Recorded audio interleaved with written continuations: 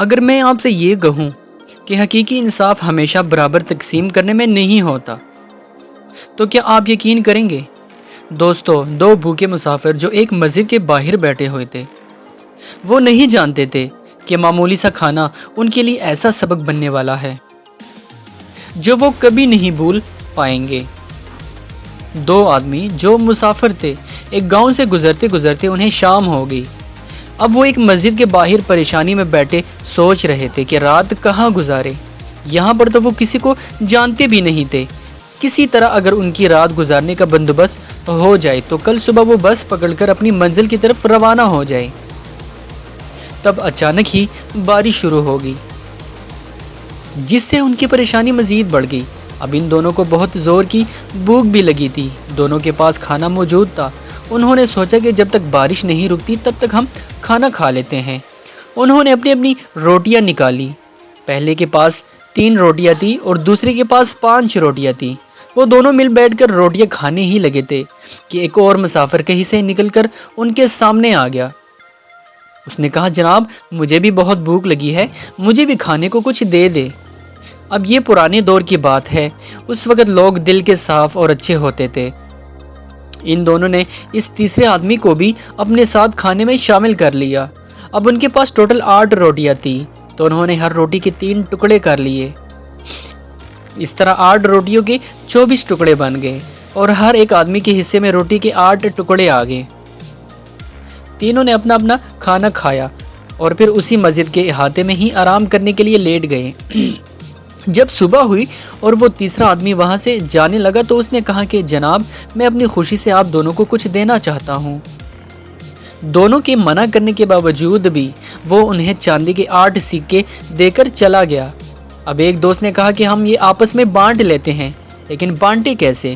دوسرے نے کہا بڑا آسان ہے، ٹوٹل 8 سکے ہیں، 4 تم رکھ لو، 4 میں لے لیتا ہوں۔ پہلے دوست نے کہا کہ نہیں بھائی، فیصلہ انصاف سے ہونا چاہیے، میرے پاس تو 3 روٹیاں تھیں اور آپ کے پاس 5 روٹیاں تھیں، تو 3 سکے میں لے لیتا ہوں اور 5 سکے آپ رکھ لیں۔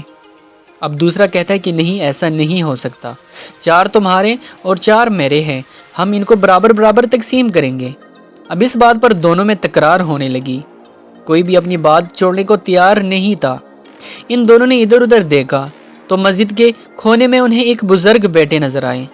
وہ دونوں ان کے پاس چلے گئے اور اپنا معاملہ ان کے سامنے رکھ دیا اور کہا کہ آپ ہمارا فیصلہ کر دیں، جو بھی آپ فیصلہ کریں گے ہمیں قبول ہوگا۔ اس بزرگ آدمی نے کہا کہ ایسا ایک معاملہ حضرت علی رضی اللہ تعالیٰ عنہ کے پاس بھی آیا تھا، انہوں نے جو فیصلہ کیا تھا وہی فیصلہ میں آپ کو بتا دیتا ہوں۔ اب جس آدمی کے پاس 3 روٹیاں تھی اس کو 1 سکہ ملے گا اور جس کے 5 روٹیاں تھی اس کو 7 سکے ملیں گے۔ اب وہ دونوں حیران ہو گئے کہ یہ کیسی تقسیم ہے؟ تو ان بزرگوں نے کہا کہ میں اس کی وضاحت کر دیتا ہوں۔ پہلے والے کے پاس 3 روٹیاں تھی، ہر روٹی کے 3 حصے کیے گئے، تو اس کے 3 روٹیوں کے ٹوٹل 9 ٹکڑے بنے۔ اب اس میں سے 8 ٹکڑے تو اس نے خود لے لیے تھے اور صرف 1 ٹکڑا اللہ کے لیے مسافر کو دے دیا۔ دوسرے آدمی کے پاس 5 روٹیاں تھی، ان 5 روٹیوں کے ٹوٹل 15 ٹکڑے بنے، ان میں سے 8 ٹکڑے اس آدمی نے خود لے لیے اور باقی بچے 7 ٹکڑے، تو اس نے 7 ٹکڑے اللہ کی راہ میں اس مسافر کو دے دیے، اس لیے اس کا حق 7 سکوں کا بنتا ہے۔ ان دونوں مسافروں کو یہ بات سمجھ آ گئی اور انہوں نے حضرت علی کے ان فیصلے کو مان لیا اور وہاں سے چلے گئے۔ دوستو، یہ چھوٹی سی کہانی ہمیں کیا سبق سکھاتی ہے کہ اللہ والوں کی جو سوچ ہوتی ہے وہ ہم سے الگ ہوتی ہے، خدا کے فیصلے ہم سے الگ ہوتے ہیں۔ جو لوگ اللہ کی رضا کے لیے اللہ کی راہ میں خرچ کرتے ہیں، خدا بھی ان کو پھر خوب نوازتا ہے۔